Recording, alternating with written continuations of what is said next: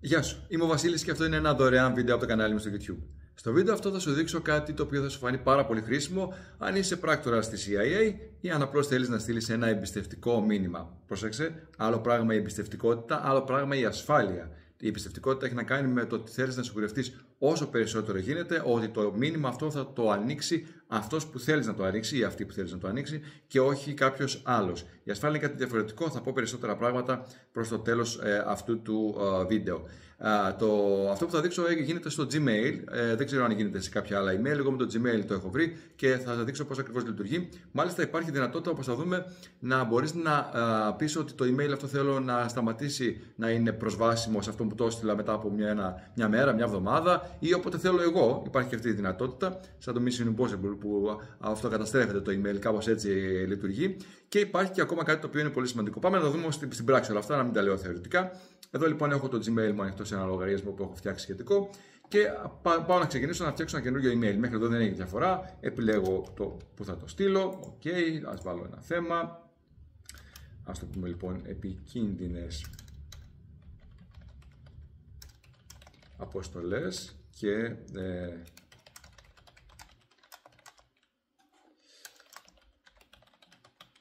ωραία λοιπόν, έχω βάλει το email μου. Η διαφορά λοιπόν όλη τώρα είναι εξής. Πατάω το κουμπί εδώ πέρα το οποίο είναι με το λουκέτο, οπότε μπαίνω σε λειτουργία εμπιστευτικότητας και εδώ πρέπει να ορίσω δύο πράγματα που είναι σημαντικά. Το πρώτο είναι το πότε λύγει.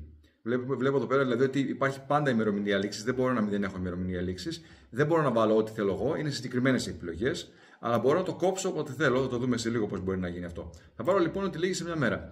Όταν λέω ότι λύγει σε μια μέρα ή σε μια εβδομάδα, αυτό σημαίνει το εξής: ότι βάζω ένα περιορισμό και λέω ότι στο στέλνω και λύγει σε μια μέρα, που σημαίνει ότι μέσα σε 24 ώρες εσύ πρέπει να πάνε να το δεις. Αν δεν το δεις, δεν μπορείς να το δεις μετά. Ή αν το βάλω στην μια εβδομάδα, πρέπει στην μια εβδομάδα να το δεις. Αλλιώς μετά δεν μπορείς να το δεις ξανά. Αυτό έχει ένα νόημα. Αν είναι κάποια email, για παράδειγμα, θα μπορούσε να είναι μια προσφορά η οποία έχει ημερομηνία λήξης, ότι αυτή η προσφορά ισχύει μέχρι τότε. Άρα λοιπόν θα σου βάζω μια ημερομηνία και σου λέω: αν μέσα στην εβδομάδα δεν τη δεις, δεν έχει νόημα να τη δεις μετά, δεν ισχύει μετά. Οπότε έχει αυτή τη λογική.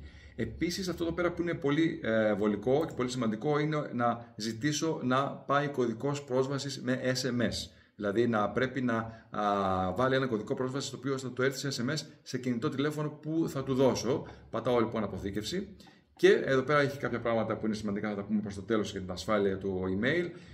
Αποστολή εδώ πέρα και εδώ τώρα μου ζητάει το τηλέφωνο του παραλήπτη. Προσέξτε, είναι το τηλέφωνο του παραλήπτη, όχι το δικό μου το τηλέφωνο. Αυτού ο οποίος θα λάβει το email, θέλω το κινητό του τηλέφωνο, ώστε εκεί να πάει και ένα SMS με έναν εξτρά κωδικό για να μπορέσει να το ανοίξει το email.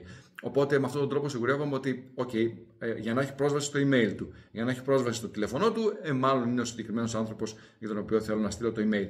Κάτι επίσης που είναι ενδιαφέρον είναι ότι θα μπορούσαμε να στείλουμε το email σε κάποιον και να ζητήσουμε τον κωδικό πρόσβασης από το κινητό κάποιου άλλου. Ή να βάλουμε και το δικό μας το κινητό ακόμα, οπότε να έχουμε και εντελώς πρόσβαση, εντελώς μάλλον έλεγχο στο πότε θα δει το email. Γιατί όταν πάει να το ανοίξει, θα του ζητήσει ένα SMS, θα δει το SMS σε εμάς και αν θέλω εκείνη την ώρα μπορώ να επιλέξω να του το δώσω. Βέβαια, το να το πάρω πίσω το email γίνεται και με άλλο τρόπο, αλλά βάζοντας στο δικό μου το κινητό μπορώ να πετύχω και αυτό το αποτέλεσμα, να ελέγξω ακριβώς πότε θα δει το email και ποιος θα δει το email, γιατί θα αναγκαστεί να επικοινωνήσει μαζί μου για να του δώσω τον κωδικό. Ή θα μπορούσα να βάλω το κινητό ενός άλλου ανθρώπου, γιατί μπορεί να ήθελα αυτοί οι δύο να συνεργαστούν με κάποιο τρόπο και να αναγκαστούν να δουν το email μαζί. Οπότε πρέπει ο ένας έχει το email, ο άλλος έχει το κινητό. Έχει ωραία πραγματάκια που μπορώ να κάνω εδώ πέρα. Θα πάρω λοιπόν εδώ πέρα το τηλέφωνο του παραλήπτη και θα πατήσω την αποστολή. Οπότε έχει φύγει το email. Τώρα στην πραγματικότητα δεν είναι κάτι το ιδιαίτερο, είναι ένα απλό email το οποίο έχει φύγει και έχει πάει στον παραλήπτη. Πώς λειτουργούν τώρα τα πράγματα από την πλευρά του παραλήπτη, δηλαδή αυτός που λαμβάνει το email, τι βλέπει και τι πρέπει να κάνει. Για να το δούμε αυτό, έχω κάνει την ανάποδη δουλειά πριν ξεκινήσω το βίντεο, δηλαδή έστειλα ένα email σε αυτό το λογαριασμό στον οποίο βρίσκομαι, το οποίο έχει αυτές τις προδιαγραφές και προσπαθώ τώρα να πάω να το ανοίξω. Να το λοιπόν εδώ πέρα το email. Παρατηρώ καταρχάς πριν πάω να το ανοίξω ότι εδώ πέρα μου λέει ότι εστάλθηκε με εμπιστευτική λειτουργία. Δεν μου λέει δηλαδή, δεν μου δίνει μια προεπισκόπηση του τι έχει το email μέσα όπως γίνεται στα υπόλοιπα, γιατί αν μπορώ να το δω θα φανεί. Πατώντας λοιπόν εδώ πέρα πάνω, αυτό που γίνεται είναι ότι μου λέει ότι για να μπεις χρειάζεσαι επαλήθευση ταυτότητας. Θα πατήσω λοιπόν αποστολή κωδικού πρόσβασης και αυτό που γίνεται τώρα είναι ότι μου έχει σταλεί ένας κωδικός στο email το οποίο έχω δηλώσει, ώστε να μπορέσω να τον βάλω. Δώστε μου ένα λεπτάκι λοιπόν για να το βρω εδώ πέρα.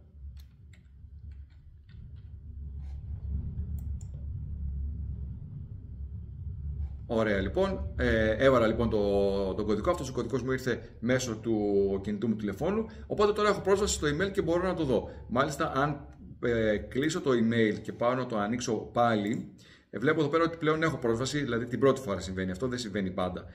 Τώρα, δύο-τρία πράγματα που είναι ενδιαφέροντα εδώ. Πρώτα μου λέει ποτέ λίγη, που σημαίνει ότι αν δοκιμάσω να μπω αύριο εδώ πέρα μέσα, δεν θα μπορέσω να μπω. Επίσης, αν πάω να επιλέξω κείμενο, βλέπω ότι δεν μπορώ να το επιλέξω. Αν κάνω δεξί-κλικ πάνω, δεν γίνεται τίποτα.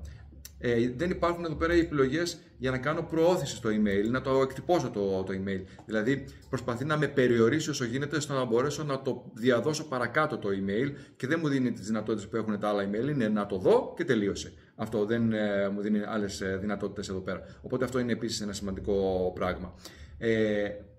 Τώρα, αυτό που είναι πολύ σημαντικό είναι να πούμε και το πώς μπορώ να το ανακαλέσω αν θέλω. Γιατί τώρα το email που έστειλα προηγουμένως, για παράδειγμα, είναι στα απεσταλμένα μου, έτσι. Είναι αυτό που έστειλα εγώ τώρα πριν από λίγο.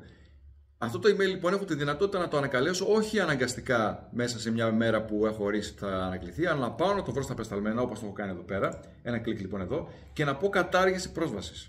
Πατώντας λοιπόν κατάργηση πρόσβασης, αυτό έχει σαν αποτέλεσμα ότι αυτός ο οποίος το έστειλε το email τώρα πια δεν μπορεί να το ανοίξει. Όσο το άνοιξε, ό,τι έκανε με αυτό έκανε. Αν πρόλαβε να το κάνει αυτό μέχρι να πατήσει αυτό το κουμπί, από εδώ και πέρα δεν έχει τη δυνατότητα πλέον να μπει να το δει, ούτε καν με κωδικό SMS, ούτε με οτιδήποτε από όλα αυτά. Έχω τη δυνατότητα βέβαια να πατήσω ανανέωση πρόσβαση από εδώ και να του ξαναδώσω πρόσβαση στο email, πάντα μέχρι την ημερομηνία λήξης που μου δίνει εδώ πέρα. Γενικότερα έχω τη δυνατότητα να ελέγξω πολλά πράγματα, γι' αυτό υπάρχει αυτή η εμπιστευτικότητα, όπως ονομάζεται αυτό το mode στο οποίο στέλνω τα email. Οπότε υπάρχουν όλα αυτά τα πραγματάκια. Τώρα, να πω δύο-τρία πράγματα τα οποία είναι σημαντικά, γιατί σαν διαδικασία δεν είναι κάτι το ιδιαίτερο. Δηλαδή, το πώς στέλνω το email, αρκεί κανείς να πατήσει τη σύνταξη και μετά να πατήσει εδώ πέρα να μπει σε λειτουργία εμπιστευτικότητας και να ορίσει αυτά εδώ πέρα τα πράγματα. Η διαδικασία δεν είναι δύσκολη. Να πω λοιπόν δύο-τρία πράγματα τα οποία έχουν να κάνουν με την ασφάλεια που έλεγα πριν, που δεν είναι ακριβώς το ίδιο πράγμα. Να ανοίξω λίγο το σκονάκι μου εδώ πέρα που το έχω έτοιμο. Λοιπόν, πρώτον. Το ότι δεν μπορώ να κάνω αντιγραφή, το ότι δεν μπορώ να κάνω προώθηση, το ότι δεν μπορώ να κάνω εκτύπωση μέσα από το ίδιο το Gmail, δεν σημαίνει ότι κάποιος δεν μπορεί, ας πούμε, να βγάλει μια φωτογραφία της οθόνης εκείνη την ώρα ή να πάρει μια καταγραφή της οθόνης. Στα κινητά τηλέφωνα η Google φροντίζει ώστε την ώρα που προβάλλεται αυτό να μην μπορείς να πάρεις ένα screenshot από το κινητό σου τηλέφωνο, και αυτό όμως δεν είναι πάντα στάνταρ, αλλά γενικότερα υπάρχει αυτή η δυνατότητα. Βέβαια είναι πολύ πιο δύσκολο όλο αυτό, οπότε πάντα αυτό που κάνουμε είναι να περιορίζουμε και να δυσκολεύουμε την κατάσταση, δεν μπορούμε 100% να το κάνουμε απόλυτο όλο αυτό. Άρα λοιπόν ναι μεν δεν γίνεται αντιγραφή, αλλά μπορεί κάποιος να πάρει μια φωτογραφία. Το δεύτερο είναι ότι πρέπει να ξέρουμε ότι αυτό δεν εφαρμόζει αυτό που ονομάζουμε end-to-end encryption, δηλαδή η κρυπτογράφηση δεν γίνεται από σημείωση από την αρχή μέχρι το τέλος, πράγμα που σημαίνει ότι η ίδια η Google, και μάλιστα η ίδια η Google το παραδέχεται, θα μπορούσε να δει το email, έχει αυτή πρόσβαση. Γενικότερα δηλαδή, αφού δεν είναι κρυπτογραφημένο το μήνυμα από την αρχή μέχρι το τέλος, αυτό σημαίνει ότι οι ενδιάμεσοι σταθμοί έχουν πρόσβαση σε αυτό, όποιος τέλος πάντων έχει πρόσβαση στους ενδιάμεσους σταθμούς. Για να πετύχουμε κάτι τέτοιο, εκεί θέλουμε μια ψηφιακή υπογραφή. Είναι άλλο πράγμα. Πρέπει να υπογράψουμε ψηφιακά το email, ώστε να μπορεί να το ανοίξει μόνο ο παραλήπτης και κανένα άλλο. Αυτό είναι ασφάλεια. Πια είναι διαφορετική κατάσταση. Επίσης, ένα άλλο πράγμα το οποίο βλέπω εδώ πέρα είναι ότι αν το στείλω σε κάποιον ο οποίος δεν έχει Gmail, γιατί αυτά τώρα δουλεύουν πολύ ωραία όταν στέλνω Gmail με Gmail. Αν λοιπόν το στείλω σε κάποιον ο οποίος δεν έχει Gmail, αυτό που θα παραλάβει θα είναι ένα link. Δεν θα παραλάβει δηλαδή το ίδιο το email, θα παραλάβει ένα link, το οποίο link θα λειτουργεί ή δεν θα λειτουργεί, ανάλογα με το αν έχει πρόσβαση ή δεν έχει πρόσβαση, με το αν έχει λήξει το email και όλα τα σχετικά. Αυτό επίσης είναι σημαντικό.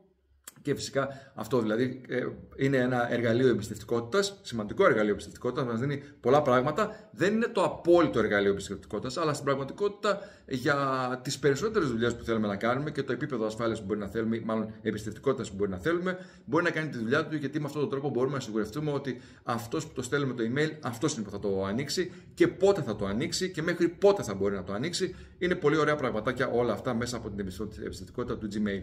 Αν βλέπεις αυτό το βίντεο μέσα από το YouTube, μπορείς να πατήσεις το κουμπί της εγγραφής που είναι εδώ πέρα κάτω δεξιά για να βλέπεις περισσότερα βίντεο κάθε εβδομάδα και να γράψεις ένα σχόλιο τι άλλο θα ήθελες να δεις τις επόμενες εβδομάδες. Αν αυτό το βίντεο το βλέπεις σε κάποια άλλη πλατφόρμα, τότε ίσως θα έχεις τον κόπο. Θα έχεις τον κόπο να μπεις στο YouTube για να το δεις, γιατί εκεί μπορείς να γράψεις ένα σχόλιο, όπως είπα και πριν, και να μου ζητήσεις κάτι περισσότερο. Σε κάθε περίπτωση, πάτα ένα like, πάτα μια κοινοποίηση να το δουν και οι φίλοι σου. Σε ευχαριστώ πολύ που παρακολούθησες αυτό το βίντεο.